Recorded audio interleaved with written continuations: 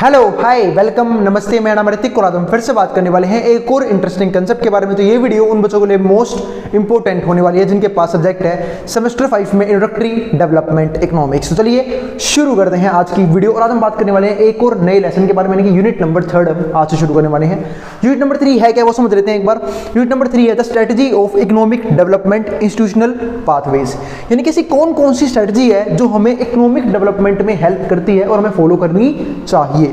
इसमें हमारे दो लेसन होंगे। एक तो हमारा lesson number 6 balanced and unbalanced growth, यानी कि लेसन नंबर 5 तक हम खत्म कर चुके हैं प्रीवियस वीडियो में, यानी कि हम लेसन नंबर 5 तक कंप्लीट हो चुके हैं, यानी कि 2 यूनिट हमारे खत्म हो चुके हैं अब तक।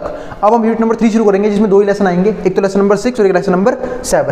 लेसन नंबर 6 है बैलेंस्ड एंड अनबैलेंस्ड ग्रोथ, जो हम आज से शुरू करने वाले हैं। लेसन नंबर 7 हम आने वाली वीडियोस में देखेंगे जिसका नाम क्या है, बिग पुश। इस कंप्लीट सीरीज के नोट्स ऑलरेडी बन चुके हैं। जिन बच्चों को नोट्स परचेज करने हैं वो इस नंबर पे जाए 9667836336 यहाँ पे जाके व्हाट्सएप करके नोट्स ले सकते हैं। अब आते हैं आज के कंसेप्ट के ऊपर। तो ये मान लो आपका ऑलमोस्ट हाफ सिलेबस मैं खत्म करवा चुका हूँ।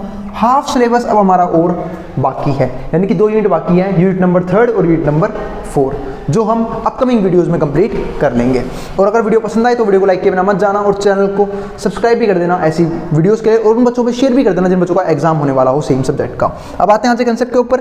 तो पहले समझते हैं लर्निंग ऑब्जेक्टिव, यानी कि लेसन नंबर 6 के लर्निंग ऑब्जेक्टिव कौन कौन है, मतलब कौन कौन से इंपॉर्टेंट क्वेश्चन हम लेसन नंबर 6 से पूछे जा सकते हैं, वो डिस्कस करते हैं। तो पहला जो हमारा है वो है what strategies adopted by government and other organisation to foster economic development in LDCs। पता है LDC का मतलब क्या होता है? देखो LDC का मतलब होता है लीस्ट डेवलपिंग कंट्रीज, यानी कि ऐसी कंट्रीज जहां पे डेवलपमेंट सबसे कम हुई है, उन कंट्रीज की हम डेवलपमेंट कैसे कर सकते हैं। गवर्नमेंट को ऐसी कौन कौन सी पॉलिसीज और स्ट्रेटजीज फॉलो करनी चाहिए जिनके जरिए हम उन लीस्ट कंट्रीज को भी डेवलप करवा पाए, तो हम डिस्कस करेंगे इस लर्निंग ऑब्जेक्टिव के अंदर। दूसरा, what are the merit and disadvantages, यानी कि merit and demerits of alternative strategies. अब बात है अल्टरनेटिव स्ट्रेटजीज का मतलब क्या होता है। हम सब जानते हैं चाहे वो इकोनॉमिक पॉलिसीज हों चाहे वो इकोनॉमिक स्ट्रेटजीज हों, उसको हमें बार बार लगाना पड़ता है अपने इकोनॉमिक सिस्टम पे। कई बार कुछ इकोनॉमिक पॉलिसीज फेल हो जाती हैं, कई बार क्या होता है कुछ सक्सेसफुली काम कर देती हैं अपना। तो इसलिए जब हम अल्टरनेटिव स्ट्रेटजीज लगाते हैं तो उसके मेरिट्स और डिसएडवांटेज क्या क्या होते हैं वो हम डिस्कस करेंगे इस लर्निंग ऑब्जेक्टिव के हिसाब से। तीसरा हमारे पास क्या आएगा, what have been success in economic development compare to those which have failed at least not done as well. अब यहाँ पे समझो, what have been success in economic development, मतलब इकोनॉमिक डेवलपमेंट में सक्सेस का मतलब क्या है, मतलब किस लेवल पे आने के बाद कहोगे कि हाँ हमारी जो इकोनॉमी है वो सक्सेसफुली डेवलप्ड है। दूसरा, as compare to those which have failed, उनके कंपैरिजन में जो फेल हो चुके हैं, यानी कि देखो हमारा जो वर्ल्ड है उसमें इतनी सारी कंट्रीज हैं, कुछ कंट्रीज या फिर कुछ नेशंस जो हैं बिल्कुल वेल डेवलप्ड हैं, यानी कि जहां पे हर एक सेक्टर की डेवलपमेंट हो चुकी है। कुछ ऐसे हैं जो अभी भी डेवलपिंग मोड में है और कुछ क्या है बिल्कुल अंडर डेवलप्ड हैं। तो उनके कंपैरिजन में हम जो है वो कितना सक्सेस अचीव कर चुके हैं वो हम डिस्कस करेंगे इस क्वेश्चन के हिसाब से। फोर्थ पॉइंट क्या आएगा, what approaches to development have been adopted, यानी कि ऐसे कौन कौन से अप्रोचेस डेवलपमेंट के वो हमें अडॉप्ट करने चाहिए इंडिया के अंदर। What effects have they had and what are appropriate path to follow, और उनके इफेक्ट क्या होंगे, मतलब जब हम डेवलपमेंट के लिए अलग अलग अप्रोचेस लगाएंगे, अलग अलग स्ट्रैटेजीज लगाएंगे तो उसके बेनिफिट्स क्या मिलने वाले हैं, तो हम ये डिस्कस करेंगे। ठीक है, दूसरा उनके इफेक्ट्स क्या होंगे, पॉजिटिव इफेक्ट भी और नेगेटिव भी दोनों समझेंगे।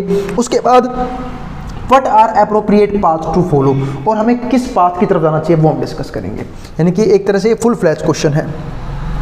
और ध्यान रखना एक यहाँ पे किसकी बात चल रही है, इंडिया की, तो इसलिए क्वेश्चन मोस्ट इंपॉर्टेंट हो जाता है, या फिर ये लर्निंग ऑब्जेक्टिव मोस्ट इंपॉर्टेंट होती है कि इंडिया में ऐसे कौन कौन से पाथ फॉलो किए जाना चाहिए जिसके जरिए हम इंडिया को डेवलप करवा सकते हैं, और उसके इफेक्ट क्या होंगे, चाहे वो पॉजिटिव इफेक्ट हो चाहे वो नेगेटिव इफेक्ट हो। अब आगे देखते हैं। अब आता है हमारा आज का टॉपिक, यानी कि तो था लर्निंग ऑब्जेक्टिव, यानी कि किस किस टॉपिक को हम डिस्कस करने वाले हैं इस कंप्लीट लेसन के अंदर। तो बहुत सी चीज़ें हैं इस लेसन के अंदर हम डिस्कस करेंगे, यानी कि मेरे हिसाब से इस चैप्टर पे मेरे हिसाब से 5-6 वीडियो तो आराम से बनेगी। ठीक है, तो अब देखते हैं यहाँ पे हमारा, और लेसन नंबर 5 तक हमारा कंप्लीट हो चुका है, भी ध्यान रखना, यानी कि न्यू क्लासिकल जो अप्रोच है वो मैं खत्म करवा चुका हूँ। लेसन नंबर 5 उसी टॉपिक के ऊपर था। अब आते हैं बैलेंस्ड एंड अनबैलेंस्ड ग्रोथ का मतलब क्या होता है, तो ये डिस्कस करते हैं। ये हमारा अच्छा टॉपिक है, लेसन नंबर 6 हमारा यही था, what is balanced and unbalanced growth. तो सबसे पहले समझते हैं बैलेंस ग्रोथ का मतलब क्या होता है। आप लोगों को पता होगा हमारे इकोनॉमी में 3 तरह के सेक्टर काम करते हैं, यानी कि हम जो भी इकोनॉमिक एक्टिविटीज़ हैं वो 3 सेक्टर के अराउंड करते हैं। वो 3 सेक्टर कौन कौन से हैं आप सब लोगों ने पहले पढ़ा भी होगा। उन 3 सेक्टर्स को मैं कहाँ पे लिखूँ खाली प्लॉट मैंने जगह नहीं छोड़ी है, चलो यहाँ लिख देता हूँ आपको ब्रैकेट में। एक हमारा होता है प्राइमरी सेक्टर, प्राइमरी। दूसरा हमारा क्या होता है सेकेंडरी, सेकेंडरी। तीसरा हमारा क्या होता है टर्शियरी। अभी 3 तरह के सेक्टर हमारे पास, प्राइमरी, सेकेंडरी और टर्शियरी। अब बात आई कि भैया इन तीनों का रोल क्या क्या है। अभी 3 सेक्टर तो हैं, तो आपको मैंने नाम लिख के बता दिया, primary, secondary, tertiary. Primary sector में क्या होता है वो मैं आपको समझाता हूँ। अब प्राइमरी सेक्टर में हम जो है या तो एग्रीकल्चर से रिलेटेड काम करते हैं। अब एग्रीकल्चर में क्या हो सकता है, एक तो भाई खेती बाड़ी का काम हो गया कि भाई अनाज वगैरह की प्रोडक्शन हो रही है। दूसरा इसी के अंदर हमारा क्या आता है एनिमल हस्बेंड्री। कई लोग पशुपालन भी कर लेते हैं साथ साथ में, यानी कि एनिमल्स को पालना शुरू कर देते हैं, डोमेस्टिक एनिमल्स को, ताकि जो डेयरी प्रोडक्ट है वो उनका ही प्रोडक्शन हो पाए साथ साथ।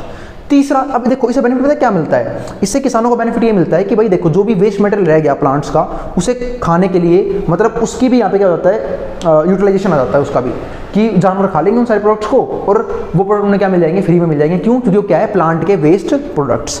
तीसरा हमारा जो होता है, ठीक है, वो होता है माइनिंग। तो ये तीनों काम जो है ना वो प्राइमरी सेक्टर के अंदर ही आते हैं, क्योंकि तीनों बिल्कुल नेचुरल रिसोर्सेज से जुड़े हुए काम है। पहला एग्रीकल्चर, फिर आता है एनिमल हस्बेंड्री, फिर आता है माइनिंग। माइनिंग किसकी? ठीक है, जो भी हमारे नेचुरल एलिमेंट्स है, चाहे आयरन हो, कॉपर हो, सिल्वर हो, गोल्ड हो, कोल हो, पेट्रोलियम हो, इन सबकी माइनिंग भी किसका पार्ट होता है? प्राइमरी सेक्टर का पार्ट होता है। फिर हमारा क्या आता है सेकेंडरी सेक्टर। सेकेंडरी सेक्टर में हमारा क्या होता है इंडस्ट्री, यानी कि जो भी हम इन नेचुरल रिसोर्सेज के अलावा गुड्स और सर्विसेज, गुड्स यूज़ करते हैं, सर्विसेज नहीं गुड्स यूज़ करते हैं, वो किसका पार्ट होता है? हमारे इंडस्ट्रीज़ का। सपोज करो मैं मार्कर यूज़ कर रहा हूँ, ट्राईपोड यूज़ कर रहा हूँ, ठीक है, माइक यूज़ कर रहा हूँ, अलग चीज़ें यूज़ करते हैं हम, जो वो सब किससे मिलकर बनी हुई है? वो सब कहीं ना कहीं इंडस्ट्रीज़ ने प्रोड्यूस करी है। इसके बाद हमारे पास क्या आता है तीसरा और एक और इम्पोर्टेंट सेक्टर, जिसको हम क्या बोलते हैं टर्शियरी सेक्टर, यानी कि सर्विस सेक्टर। इनका काम क्या होता है? सर्विस प्रोवाइड करना। अब कई सर्विसेज जैसे ट्रांसपोर्टेशन, सपोज करो किसानों ने अनाज उगाया, अब किसानों ने खुद तो बेचने निकलेंगे नहीं, तो किसानों को वैसे कैसे पहुंचाएगा घर घर तक अनाज? उसके लिए ट्रांसपोर्टेशन की क्या चाहिए? सुविधा चाहिए। या फिर इंडस्ट्री का काम क्या है? प्रोडक्ट को बड़े लेवल पे क्रिएट करना।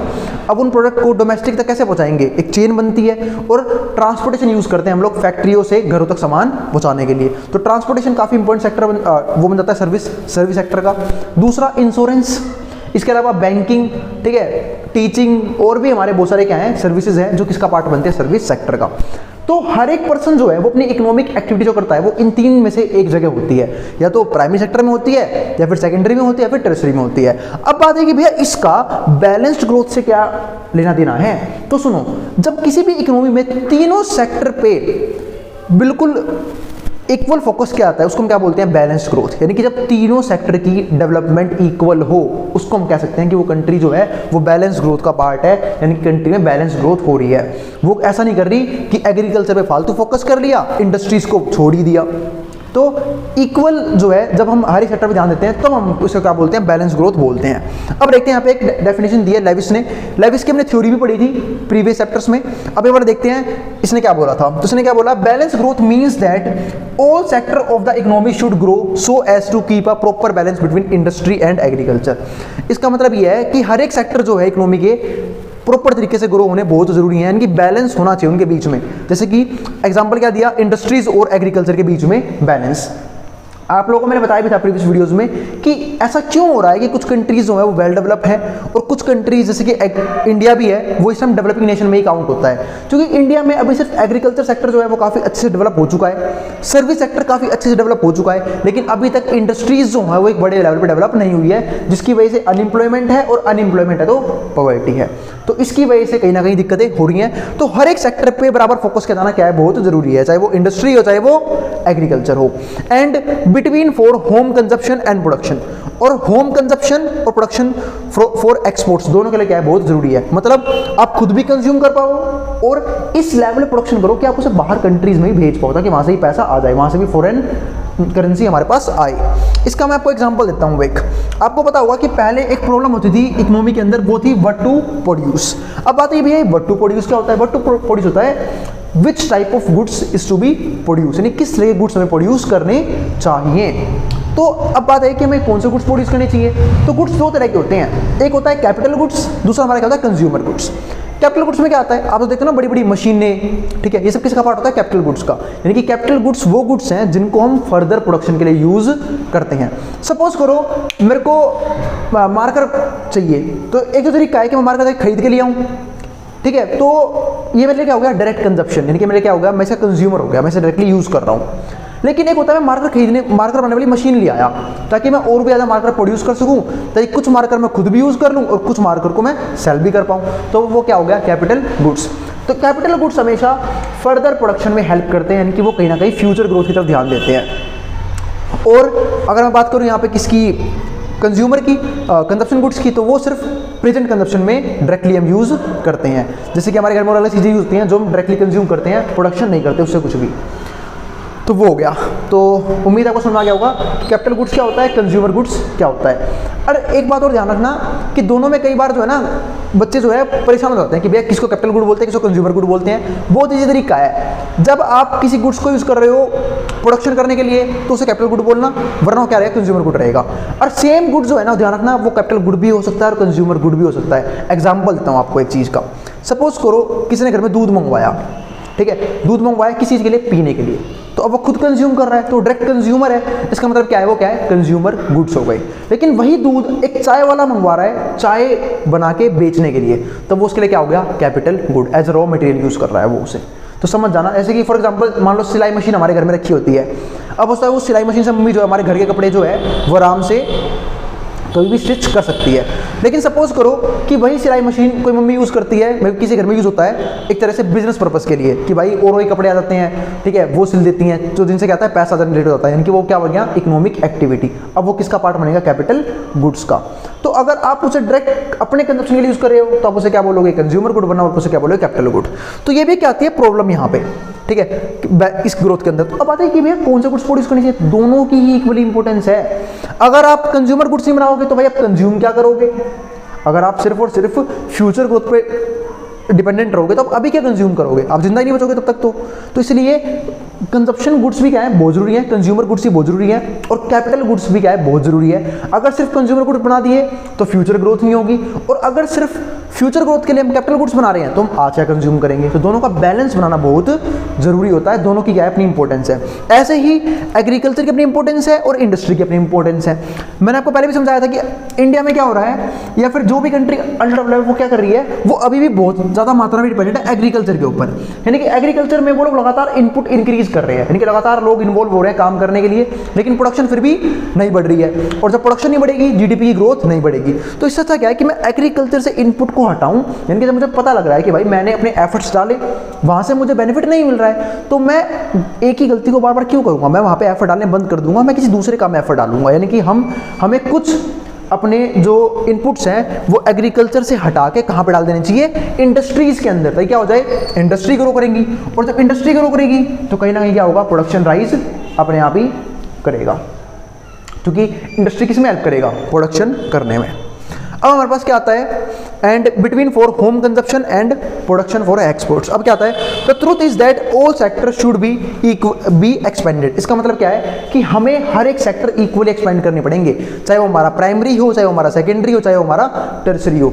जब तक तीनों इक्वल तरीके से ग्रो नहीं करेंगे, कोई भी कंट्री अपने आप को डेवलप्ड इकोनॉमी में काउंट नहीं कर सकती। और इसी यही एक रीजन है कि इंडिया अभी भी किस में आता है, डेवलपिंग नेशन में आता है, ना कि डेवलप्ड कंट्रीज में आता है। अब डेवलप कंट्री में कौन कौन से आते हैं, जैसे कि यूएसए, यूके, क्यों, क्योंकि इन लोगों ने अपने हर एक सेक्टर को इक्वली डेवलप कर रखा है, चाहे वो हमारा प्राइमरी सेक्टर हो, चाहे वो हमारा सेकेंडरी हो, चाहे वो हमारा टर्सरी सेक्टर हो। इसके बाद क्या आता है हमारे पास अगला topic, basis theory of balanced growth. अब थ्योरी क्या आती है, एक तो आता है सप्लाई साइड। सप्लाई साइड में क्या होता है, यहाँ पे हम बात करते हैं प्रोड्यूसर की, क्योंकि सप्लाई कौन करता है, प्रोड्यूसर, सेलर। तो इसमें क्या होता है, अगर मान लो एक सेलर की इनकम लो है, मतलब अब उसके पास जो पैसा आ रहा है वो कम आ रहा है, अगर लो इनकम होगी सेलर की, सपोज करो मैं ही किसी गुड्स को प्रोड्यूस कर रहा हूँ, मेरे पास प्रॉफिट कम आ रहा है, तो क्या मैं ज़्यादा पैसा इन्वेस्ट कर पाऊंगा बिजनेस में, कर ही नहीं पाऊंगा, क्यों, क्योंकि पैसा ही नहीं मेरे पास। तो लो इनकम का मतलब क्या है, लो सेविंग, यानी कि अगर पैसा कम आएगा मेरे पास तो बचत भी क्या होगी, कम होगी, और जब भी बचत कम होगी तो इन्वेस्टमेंट भी क्या होगी, कम होगी।